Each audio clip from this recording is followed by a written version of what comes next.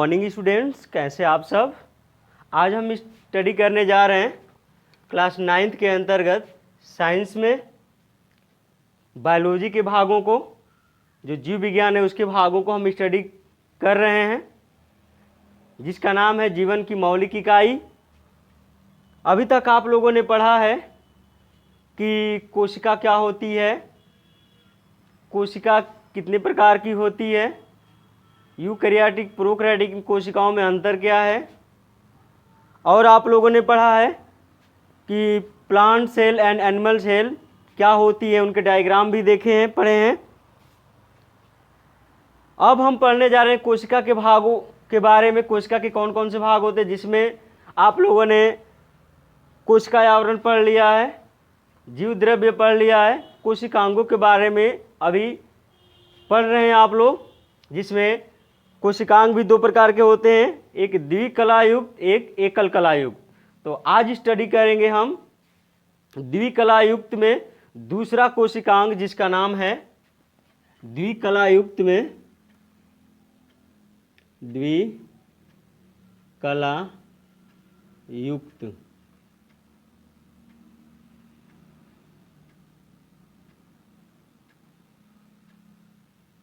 द्विकलायुक्त कोशिकांग।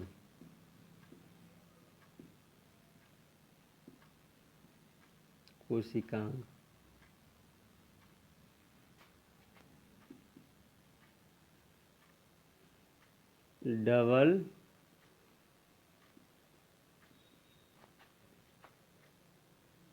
Membranes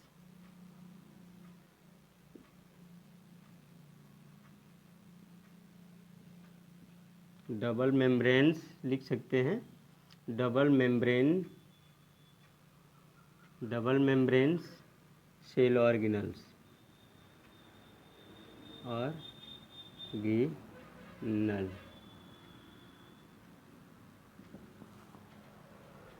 double membranes cell organelles, जिसमें आप लोगों ने केंद्रक के बारे में पढ़ लिया है। आज आप लोग पढ़ेंगे किसके बारे में, तो माइटोकांड्रिया के बारे में। तो आज दूसरा टॉपिक हमारा होगा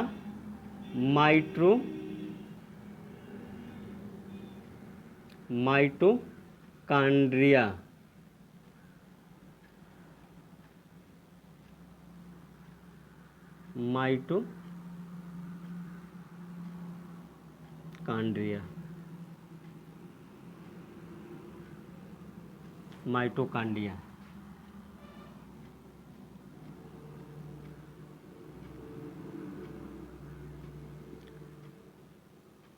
माइटोकांड्रिया।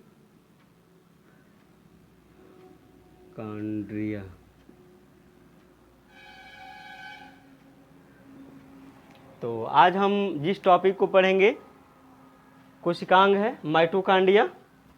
इसके बारे में हम क्या क्या पढ़ेंगे, तो स्टूडेंट जान लेंगे कि इसके बारे में पढ़ेंगे कि इसका स्ट्रक्चर कैसा होता है, डायग्राम कैसा होता है, और माइटोकांड्रिया के भाग कौन कौन से होते हैं, और इनकी खोज किसने की थी। तो सबसे पहले हम डायग्राम को बना लेते हैं। तो माइटोकांड्रिया का जो डायग्राम होता है देख लेंगे आप लोग।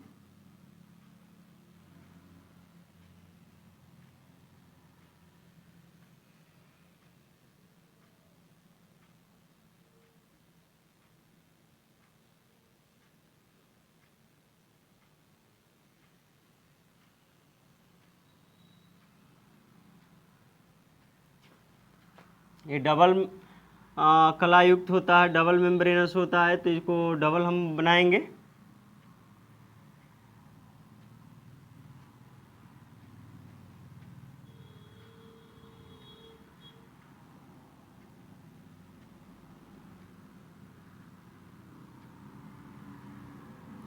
चित्र से आपको घबराना नहीं है, क्योंकि चित्र से ही बायोलॉजी है। हम आपको पहले ही बता रखे कि चित्र से ही बायोलॉजी पढ़ने में आपको मदद मिलेगी।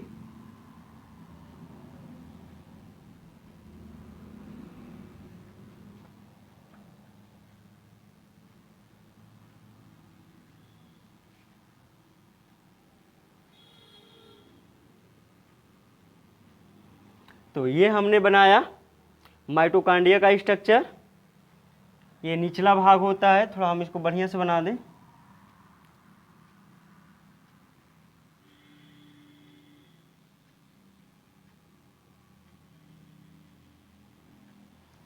ये निचला भाग होता है स्टूडेंट्स।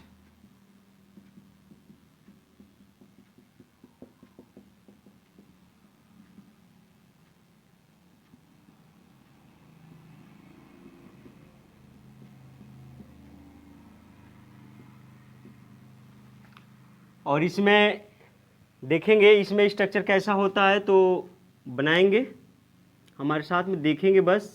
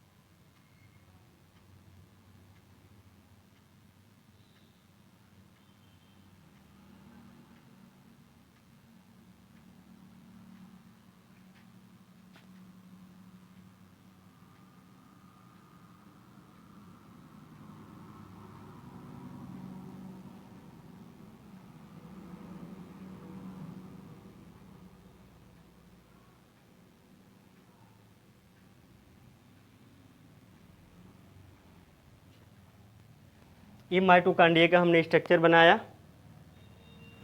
तो इसको और ऊपर कर देते हैं ऐसे।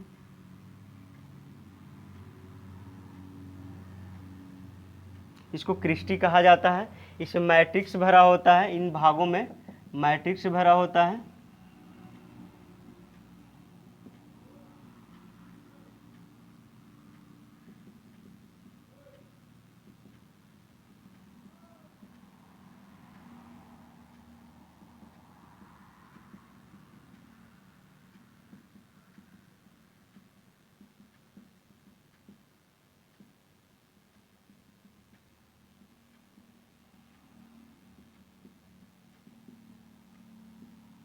याद रखेंगे स्टूडेंट्स, ये माइटोकॉन्ड्रिया का हमने स्ट्रक्चर बनाया। इसको क्रिस्टी कहा जाता है, जो निकला हुआ भाग होता है क्रिस्टी कहलाता है।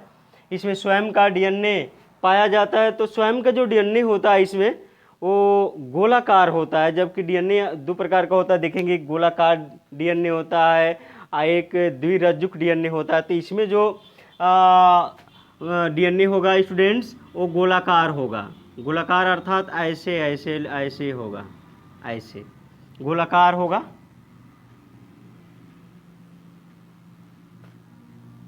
इसमें स्वयं का डीएनए पाया जाता है तो गोलाकार होता है। इसका दोनों एंड का होते बाइंड होते हैं, खुले नहीं होते हैं, देख रहे हैं। और दूसरा हम डीएनए पढ़ेंगे जो डबल हेलिक्स होता है, उसका दोनों छोर क्या होते हैं, दोनों एंड खुले होते हैं।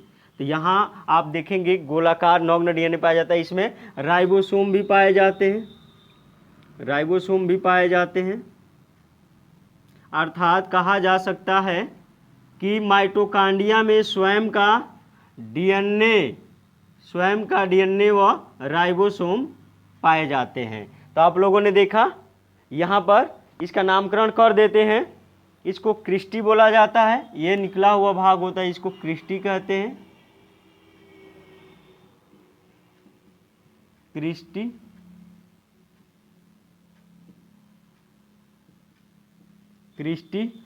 क्रिस्टी में यदि F1 कण जुड़ जाते हैं तब उसको ऑक्सीसोम कहेंगे। तो वो आपको बताएंगे जब कार्य उसके बारे में डिटेल से पढ़ाएंगे तो बताएंगे कि ऑक्सीसोम क्या कहलाता है। तो क्रिस्टी हो गया, यह डीएनए हो गया गोलाकार डीएनए, गोलाकार डीएनए। ये हो गए राइबोसोम, राइबोसोम। इसमें राइबोसोम 70S प्रकार का पाया जाता है। याद रखेंगे राइबोसोम दो प्रकार के होते हैं, एक 70S प्रकार का, एक 80S प्रकार का राइबोसोम। इसमें 70S प्रकार का राइबोसोम पाया जाता है। ये मैट्रिक्स से होता है, इसको कहते हैं मैट्रिक्स, मैट्रिक्स। मैट्रिक्स। यह दो आवरण इसमें होता है, हमने बता रखा है आपको। इसको कहा जाता है आउटर मेम्ब्रेन, इसको इनर मेम्ब्रेन। तो यह बाह्य आवरण हो गया, बाह्य आवरण, आउटर मेम्ब्रेन, आउटर मेम्ब्रेन। यह हो गया अंतः आवरण, आवरण, इसको इनर मेम्ब्रेन कहते हैं, इनर मेम्ब्रेन। तो आप लोगों ने माइटोकांड्रिया के बारे में, माइटोकांड्रिया का डायग्राम देखा। अब इसके बारे में डिटेल से पढ़ेंगे। तो याद रखेंगे स्टूडेंट्स, माइटोकांड्रिया जो होता है इसका स्ट्रक्चर धागेनुमा होता है। तो माइटोकांड्रिया शब्द देखेंगे किस भाषा से लिया गया है। तो याद रखेंगे माइटोकांड्रिया शब्द, माइटोकांड्रिया शब्द ग्रीक भाषा के, माइटोकांड्रिया शब्द इंग्लिश में ही लिख लेते हैं, माइटोकांड्रिया, माइटोकांड्रिया शब्द ग्रीक भाषा के, ग्रीक भाषा के, माइटोकांड्रिया शब्द ग्रीक भाषा के दो शब्दों से मिलकर बना है, दो शब्दों से मिलकर बना है, मिलकर बना है। तो आप लोग देख रहे हैं माइटोकांड्रिया शब्द ग्रीक भाषा के दो शब्दों से मिलकर बना है, जिसमें पहला जो शब्द है जिसको माइटोस कहा जाता है, माइटोस, पहला शब्द जो है स्टूडेंट माइटोस, यानी माइटोस का मतलब होता है यानी धागा, ये होता है धागा, माइटोस यानी धागा, जिसको हम इंग्लिश में थ्रेड कहते हैं, थ्रेड। और दूसरा होता है कांड्रियल, दूसरा होता है कांड्रियन, दूसरा जो शब्द है कॉन्ड्रियन, कॉन्ड्रियन, यानी इसका मतलब होता है, कांडियन का मतलब होता है स्टूडेंट्स कण, कण, ग्रेन्यूल्स, ग्रेन्यूल। तो आप लोगों ने देखा माइटोकांड्रिया शब्द ग्रीक भाषा के दो शब्दों से मिलकर बना है, जिसमें पहला शब्द है माइटोस यानी धागा, जिसको थ्रेड कहते हैं, और कांडिया शब्द का मतलब होता है कण, अर्थात ऐसे स्ट्रक्चर जो धागा नुमा होती है, धागा जैसी होती है, धागा के कण जैसी होती है, माइटोकांड्रिया होती है। तो याद रखेंगे इन दोनों शब्द को मिला दिया जाए, इन दोनों शब्द को मिला दिया जाए तो होता है धागा जैसी संरचना, या ऐसी संरचना जिसमें धागा हो और कण हो, अर्थात धागा मतलब सूत्र और कण हो। तो इसी कारण इसे सूत्र कणिका भी कहते हैं। तो लिख सकते हैं इसी कारण, इसी कारण माइटोकांड्रिया को, माइटोकांड्रिया को, माइटोकांड्रिया को सूत्र कणिका कहते हैं, सूत्र कणिका कहते हैं। तो आप लोगों ने देखा सूत्र कणिका क्यों कहते हैं, क्योंकि माइटोस यानी धागा, सूत्र और कांडिया अर्थात कण, तो संरचना किसकी जैसी है, सूत्र कणिका जैसी है, इसीलिए इसको सूत्र कणिका कहते हैं। तो आप लोगों को पता हो गया कि माइटोकांड्रिया को सूत्र कणिका भी कहते हैं। आगे देखेंगे कि माइटोकांड्रिया की खोज, लेकिन इसके बारे में और देख लेते हैं कि माइटोकांड्रिया की लेंथ कितनी होती है, व्यास कितना होता है। तो इसमें आप लोग इसको भी स्टडी करेंगे। तो माइटोकांड्रिया को की संरचना देखेंगे। पहले तो माइटोकांड्रिया की संरचना बेलनाकार, लिख सकते हैं कि माइटोकांड्रिया की संरचना,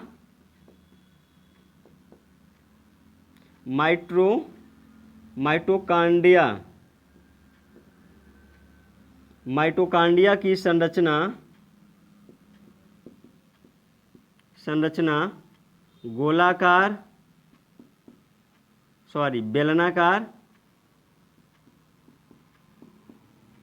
बेलनाकार माइटोकॉन्ड्रिया की संरचना कैसी होती है? तो बेलनाकार होती है। माइटोकॉन्ड्रिया की संरचना बेलनाकार, तंतुमय या छड़नुमा होती है, छड़ जैसी होती है।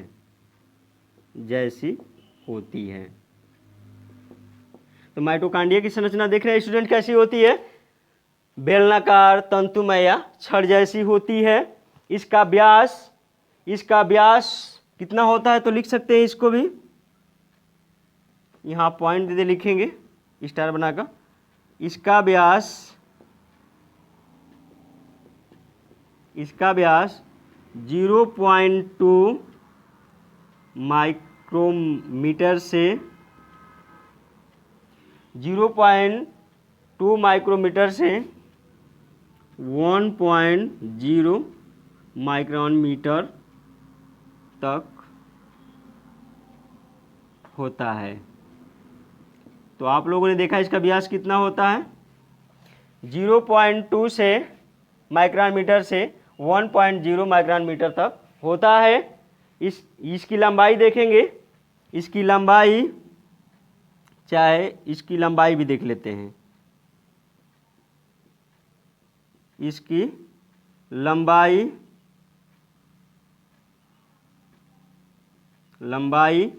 4.1 माइक्रोन मीटर होती है। 4.1 माइक्रोमीटर होती है।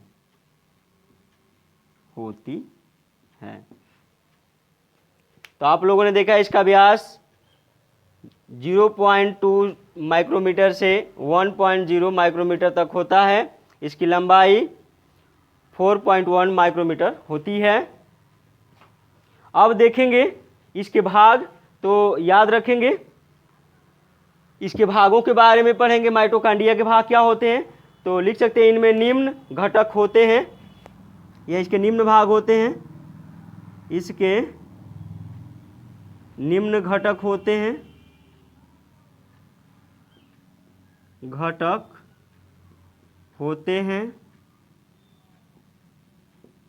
इसके निम्न घटक होते हैं।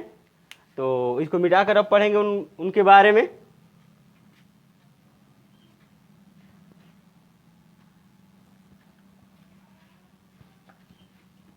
घटक का मतलब जिनसे वो बना होता है, ये सब घटक कहलाते हैं पार्ट को।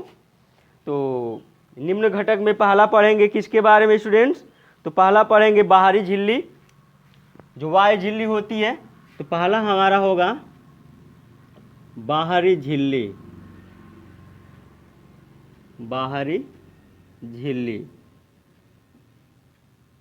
झिल्ली, जिसको आउटर मेम्ब्रेन कहते हैं। आउटर मेम्ब्रेन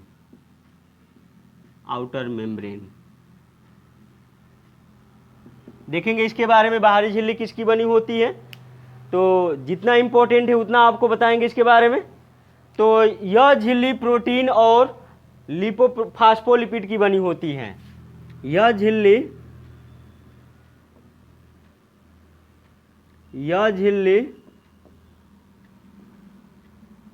प्रोटीन व फास्फोलिपिड की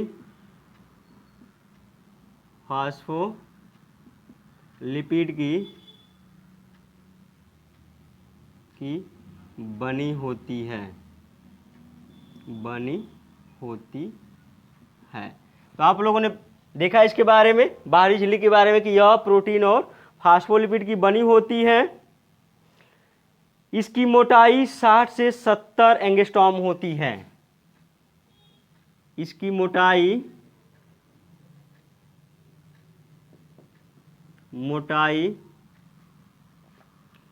60 से 70 एंगस्ट्रॉम होती है। तो इसकी मोटाई कितनी होती है स्टूडेंट? 60 से 70 एंगस्ट्रॉम होती है। अगला पॉइंट इसके बारे में लिखेंगे, इसकी बाहरी झिल्ली द्वारा बहुत बड़े अणुओं का स्थानांतरण होता है। इसकी बाहरी झिल्ली द्वारा, इसकी बाहरी झिल्ली द्वारा बाहरी झिल्ली द्वारा बड़े अणुओं का, बड़े अणुओं, तो बड़े अणु कितना हो सकते हैं? बड़े अणुओं लगभग 6000 केडी, 6000 केडी का स्थानांतरण होता है, स्थानांतरण होता है।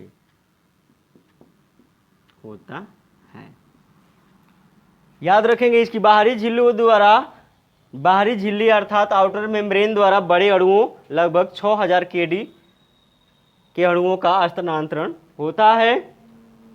अगला पॉइंट लिखेंगे इसके बारे में। अगला पॉइंट है स्टूडेंट्स कि इसमें बड़ी संख्या में धंसे हुए प्रोटीन, इसमें बड़ी संख्या में धंसे हुए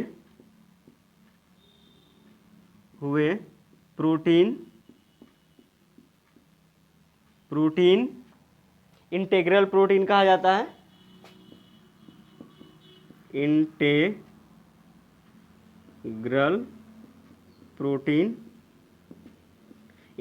प्रोटीन होते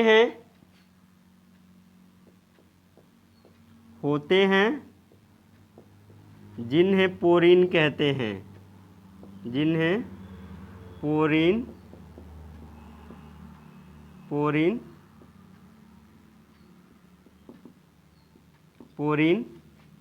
कहा जाता है।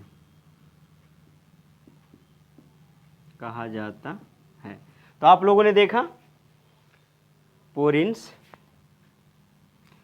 कि इसमें बड़ी संख्या में प्रोटीन धंसे होते हैं। कौन से प्रोटीन? इंटीग्रल प्रोटीन धंसे होते हैं जिन्हें पोरीन कहा जाता है। तो ये रहा किससे संबंधित? तो बाहरी झिल्ली से संबंधित, आउटर मेम्ब्रेन से संबंधित। तो इसको याद रखेंगे कि किसकी बनी होती है? प्रोटीन और फास्फोलिपिड की बनी होती है। मोटाई 60 से 70 एंगस्ट्रॉम होता है। बाहरी झिल्ली में बड़े अणुओं का स्थानांतरण होता है और इसमें धंसे हुए प्रोटीन को पोरीन कहा जाता है। अब दूसरा हम आवरण देखेंगे जिसको अंतः आवरण अर्थात आंतरिक झिल्ली कहते हैं। तो आंतरिक झिल्ली के बारे में अब पढ़ेंगे।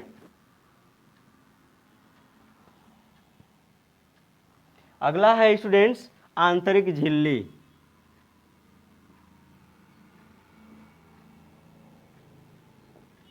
आंतरिक झिल्ली, इनर मेम्ब्रेन,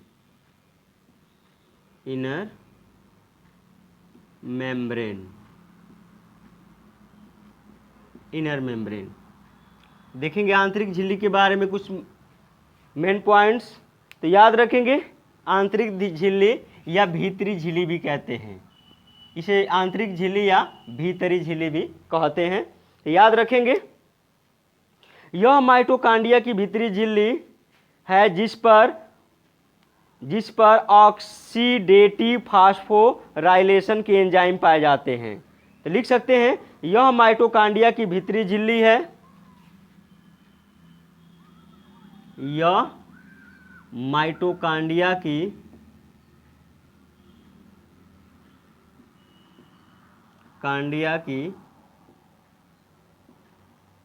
भीतरी झिल्ली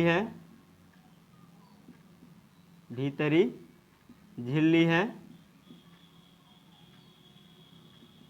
जिस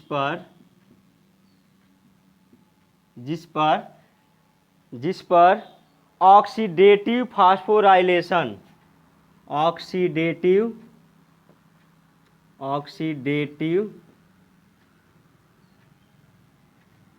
फास्फोराइलेशन, फास्फोराइलेशन,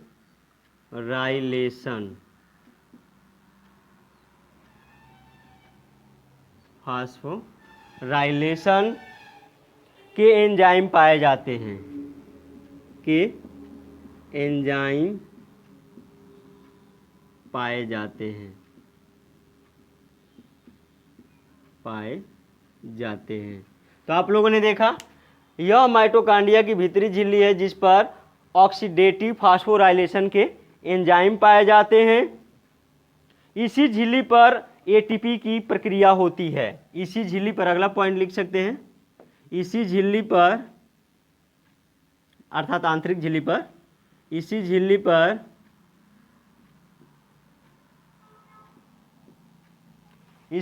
पर एटीपी संश्लेषण की प्रक्रिया होती है। एटीपी संश्लेषण की प्रक्रिया होती है,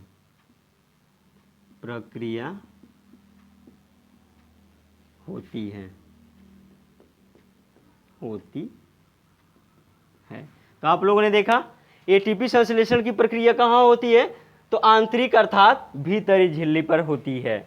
याद रखेंगे। अगला पॉइंट इसके बारे में लिखेंगे, इसी झिल्ली की बाहरी सतह को सी फेज और आंतरिक सतह को एम फेज कहते हैं। तो लिख सकते हैं माइटोकांड्रिया के भीतरी झिल्ली की, माइटोकांड्रिया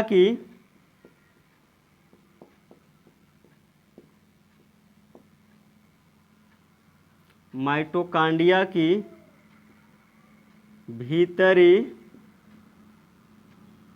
झिल्ली की बाहरी सतह को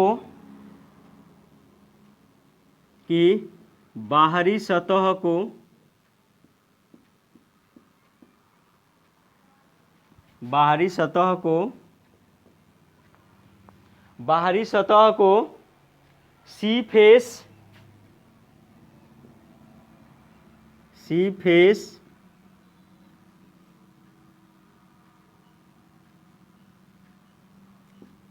तथा आंतरिक सतह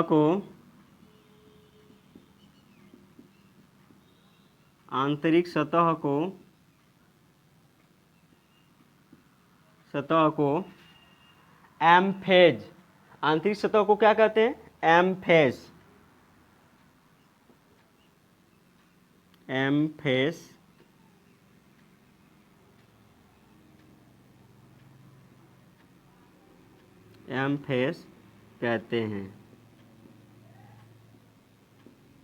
कहते हैं।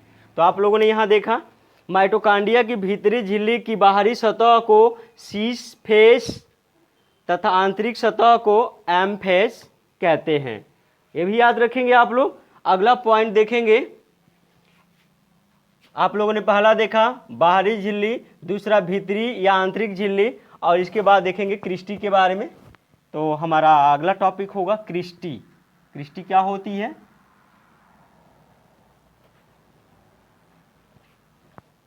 क्रिस्टी थर्ड है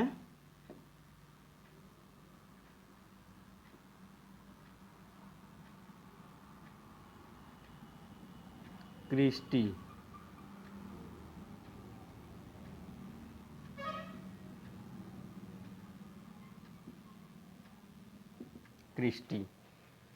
क्रिस्टी के बारे में पढ़ेंगे। तो क्रिस्टी याद रखेंगे, यह जो उभरा हुआ भाग होता है इसको हम क्रिस्टी कहते हैं। तो इसमें आप लोग लिखेंगे माइटोकांड्रिया के आंतरिक झिल्ली में कई उभार होते हैं। माइटोकांड्रिया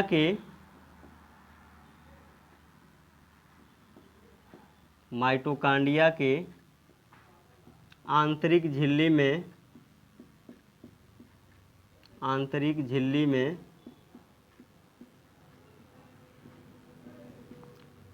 कई उभार होते हैं।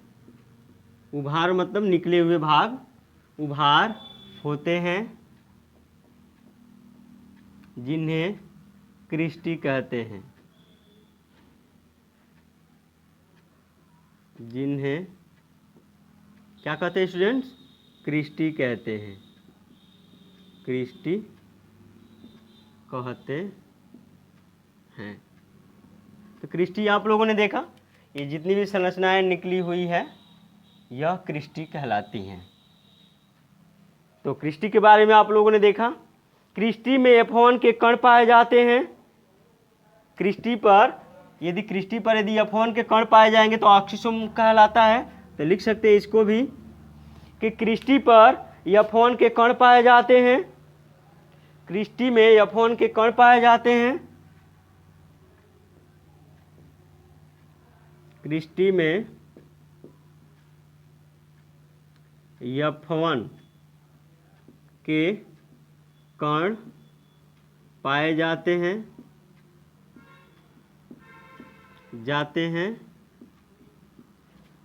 F1 के कण पाए जाते हैं जिन्हें ऑक्सीसोम कहते हैं, जिन्हें ऑक्सीसोम कहते हैं, ऑक्सीसोम कहते हैं। तो आप लोगों ने देखा क्रिस्टी में F1 के कण की उपलब्धता के कारण इन्हें ऑक्सीसोम कहते हैं। ऑक्सीसोम ATPase एंजाइम होते हैं।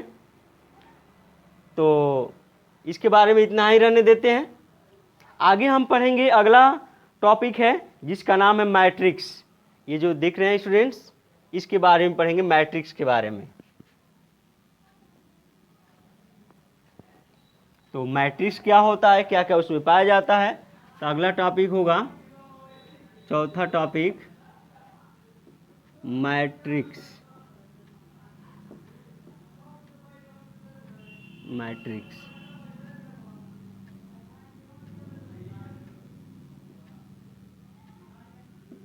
मैट्रिक्स इसके बारे में देखेंगे क्या क्या इसका इंपॉर्टेंस है। तो मैट्रिक्स में आंतरिक झिल्ली में भरे द्रव्य को, ये जो देख रहे हैं आंतरिक झिल्ली में जितने भी द्रव्य भरा होता है, आंतरिक झिल्ली में भरे द्रव्य को आंतरिक झिल्ली में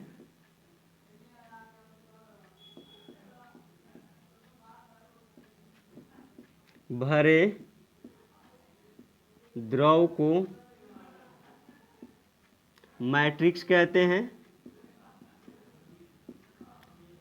मैट्रिक्स कहते हैं। तो आप लोगों ने देखा जो आंतरिक झिल्ली में जितना भी द्रव भरा है इसको मैट्रिक्स कहते हैं। इसमें कुल माइटोकॉन्ड्रियल प्रोटीन का, अगला लिखेंगे, इसमें कुल माइटोकॉन्ड्रियल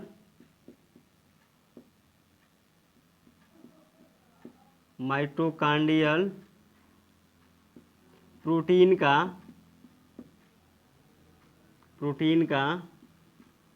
2/3 भाग अर्थात 2/3 2/3 भाग होता है, इसमें कुल माइटोकॉन्ड्रियल प्रोटीन का 2/3 भाग होता है, 2/3 भाग प्रोटीन होता है, 2/3 भाग प्रोटीन होता है।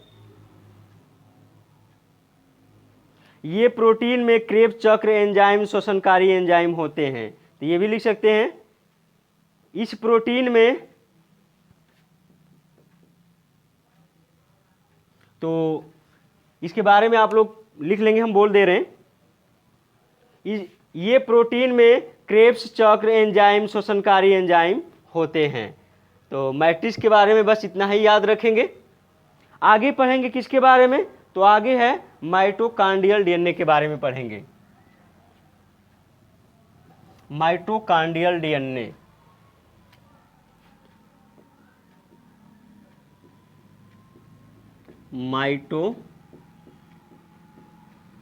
Mitochondrial DNA. माइटोकॉन्ड्रियल डीएनए के बारे में पढ़ेंगे, अर्थात माइटोकॉन्ड्रिया में स्वयं का डीएनए पाया जाता है, इसीलिए इसे अर्ध स्वायत्त कोशिकांग भी कहते हैं। तो लिख सकते हैं कि माइटोकॉन्ड्रियल डीएनए में माइटोकॉन्ड्रियल डीएनए में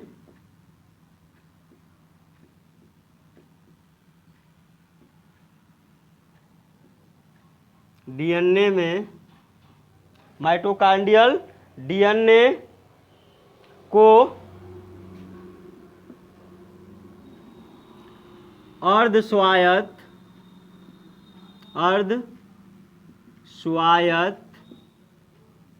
स्वायत्त कोशिकांग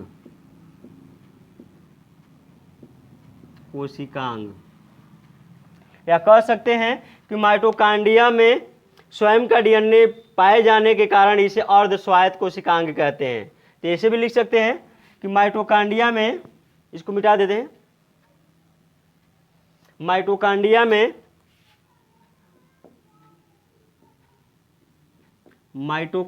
में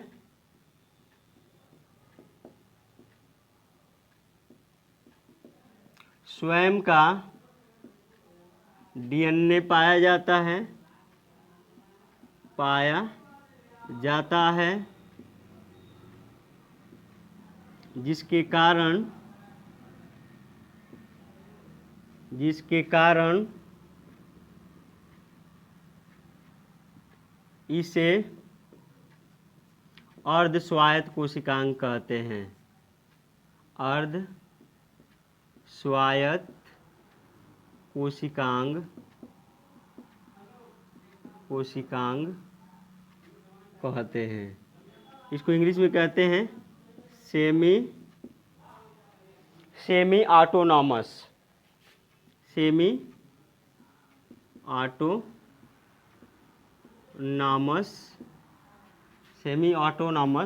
सेल ऑर्गेनल्स।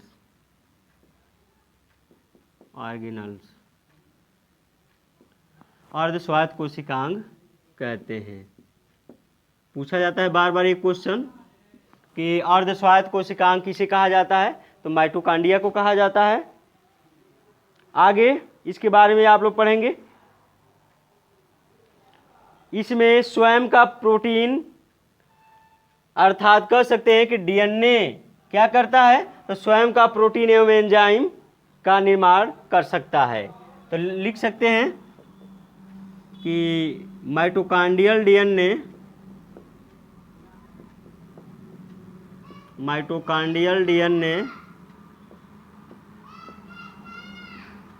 स्वयं ही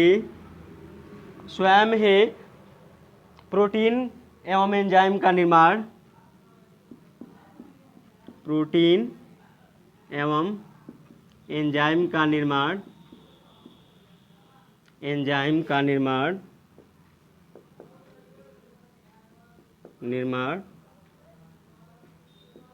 कर सकता है।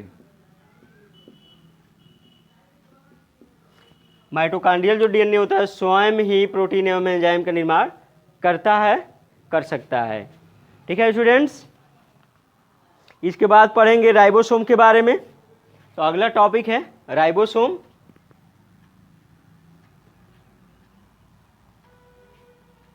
याद रखेंगे ये भी कि इसमें जो डीएनए होता है गोलाकार होता है, द्विरज्जुक नहीं होता है। तो यहाँ आप पढ़ेंगे राइबोसोम के बारे में। राइबोसोम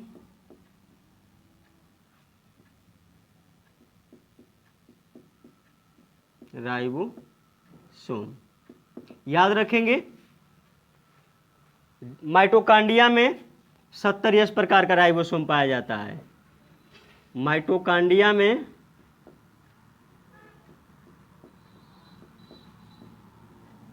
माइटोकॉन्ड्रिया में 70 प्रकार का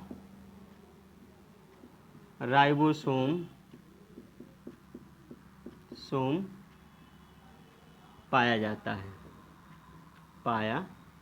जाता है। राइबोसोम दो प्रकार के होते हैं, 70S प्रकार का और 80S प्रकार का, लेकिन जो माइटोकांड्रिया में जो राइबोसोम पाए जाते हैं वो 70S प्रकार के होते हैं। इसमें कुछ मात्रा आरएनए की भी होती है, तो बस याद रखेंगे कि इसमें कुछ मात्रा आरएनए की भी होती है। आगे हम पढ़ेंगे इसकी खोज के बारे में। तो अगला टॉपिक होगा हमारा माइटोकांड्रिया की खोज। यहाँ पर माइटोकांड्रिया डाले हैं, डायरेक्ट हम खोज पर ही चलते हैं। खोज,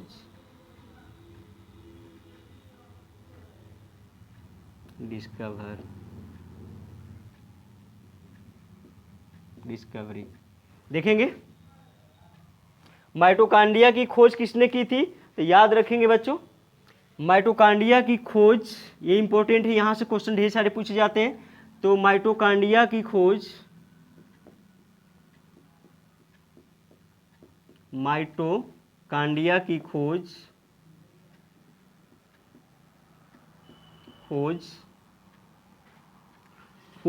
ने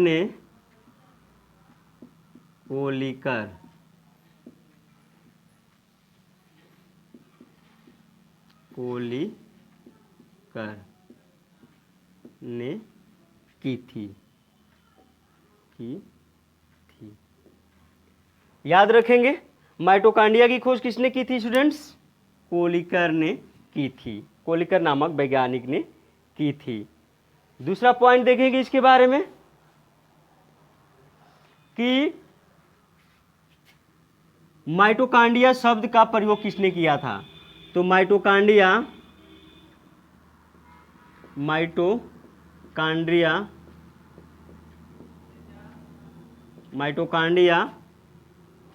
शब्द का प्रयोग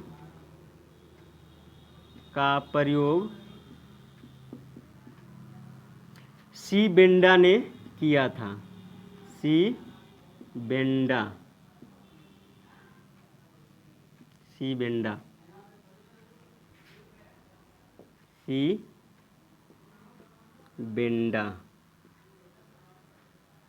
ने किया था।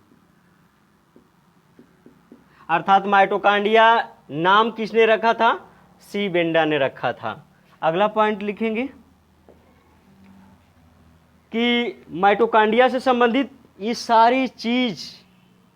सारे टॉपिक आप लोग याद रखेंगे, बार बार एग्जाम में पूछा जाता है। अगला है कि माइटोकांड्रिया को फाइला किसने कहा था? तो याद रखेंगे, माइटोकांड्रिया को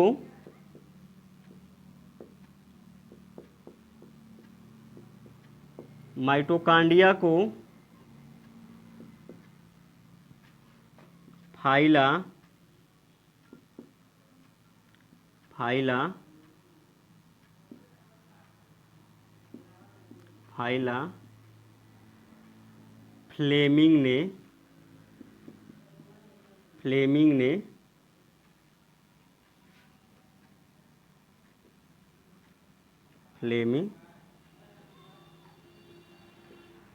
फ्लेमिंग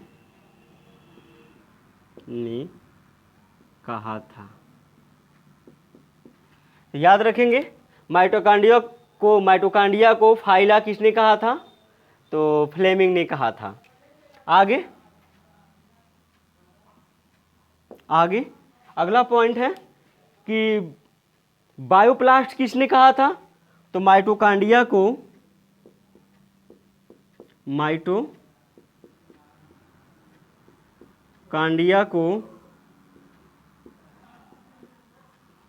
बायोप्लास्ट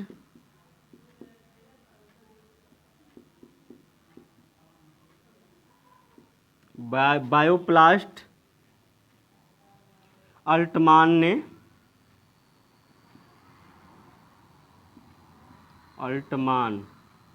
वैज्ञानिक का नाम याद रखेंगे, अल्टमान। माइटोकांड्रिया को बायोप्लास्ट अल्टमान ने कहा था। तो ये सारे क्वेश्चन बार बार पूछा जाता है, फिर से रिपीट कर देते हैं। माइटोकांड्रिया की खोज कोलिकर ने की थी। माइटोकांड्रिया शब्द का प्रयोग सी बेंडा ने किया था। माइटोकांड्रिया को फाइला फ्लेमिंग ने कहा था। माइटोकांड्रिया को बायोप्लास्ट अल्टमान ने कहा था। तो ये सारे क्वेश्चन ढेर सारे आपके एग्जाम में पूछे जाते हैं, कॉम्पिटिटिव एग्जाम में पूछे जाते हैं माइटोकांड्रिया से संबंधित। तो ये आप याद रखेंगे। अब हमारा लास्ट टॉपिक रह जाएगा माइटोकांड्रिया से संबंधित है स्टूडेंट्स, जिसका नाम है कार्य। इसका माइटोकांड्रिया के कार्य क्या होते हैं, तो यहाँ कार्य भी देख लेंगे, फंक्शंस।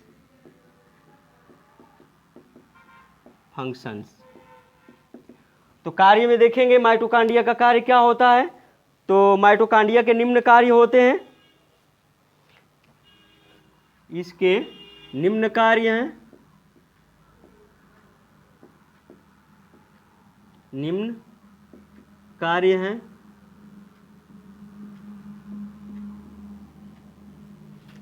पहला इसमें लिखेंगे स्टार बनाकर, इंपॉर्टेंट चीजें कि माइटोकांड्रिया में सभी खाद्य पदार्थों का ऑक्सीकरण होता है। माइटोकांड्रिया में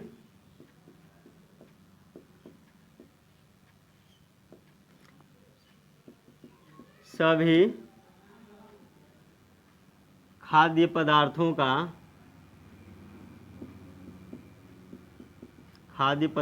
का ऑक्सीकरण होता है, ऑक्सीकरण होता है, जिसके फलस्वरूप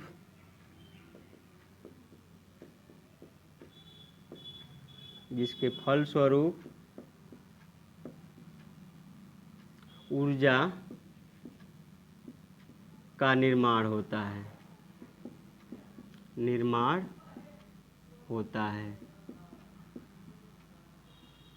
जिसके फलस्वरूप ऊर्जा का निर्माण होता है। इसी कारण इसे पावर हाउस, विद्युत घर, बिजली घर कहते हैं। इसी कारण माइटोकांड्रिया को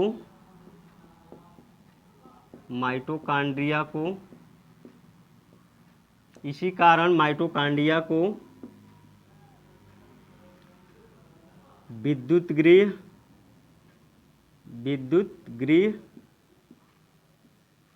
पावर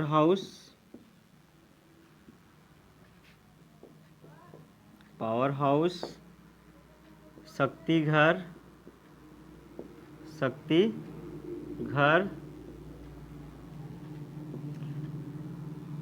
विद्युत गृह, शक्ति घर आदि नामों से जाना जाता है,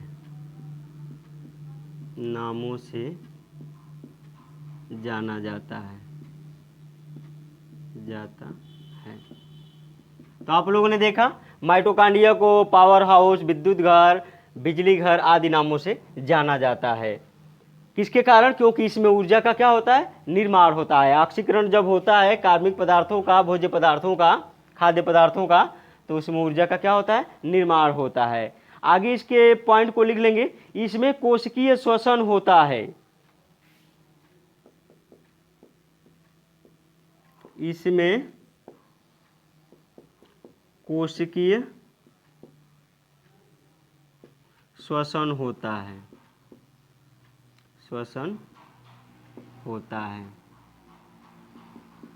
इसमें कोशिकीय श्वसन होता है, सेलुलर रिस्पायरेशन होता है। इसमें एटीपी का संश्लेषण,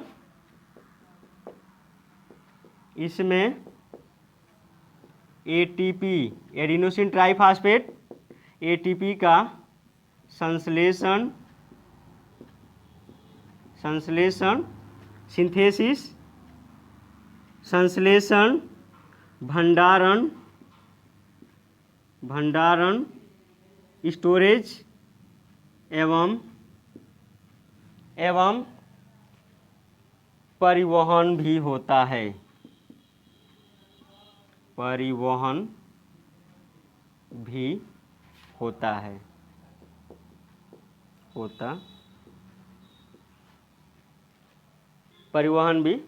है। अगला लिख लेंगे, लास्ट इसका फंक्शंस, कार्य लिख लेंगे। न्यूरॉन्स में पाए जाने वाले माइटोकांड्रिया न्यूरॉन्स में पाए जाने वाले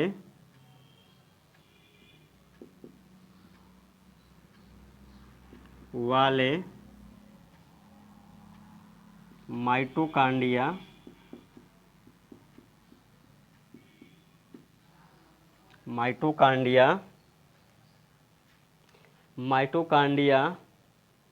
न्यूरो हार्मोन के निर्माण में मदद करता है। न्यूरो हार्मोन के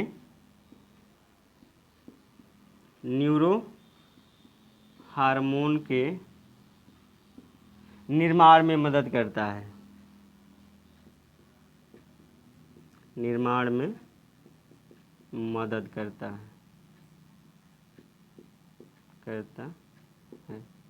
और ढेर सारे इसके फंक्शंस हैं, कार्य हैं। आपको बता दें कि जो मानव में जो नर का जो शुक्राणु होता है उसमें माइटोकांड्रिया पाया जाता है और उस शुक्राणु को मादा युग्मक अर्थात अंडाणु के पास पहुंचने में वह ऊर्जा देने का कार्य माइटोकांड्रिया करता है। तो जाहिर सी बात है ये सारी चीज़ें आपको समझ में आई होगी, बहुत इजी है। इतना डीपली आपको इसके बारे में बता दिए हैं, माइटोकांड्रिया के बारे में स्टडी करा दिए हैं कि कहीं से भी क्वेश्चन माइटोकांड्रिया के बारे में आपसे पूछा जाए तो आराम से आप दे सकते हैं।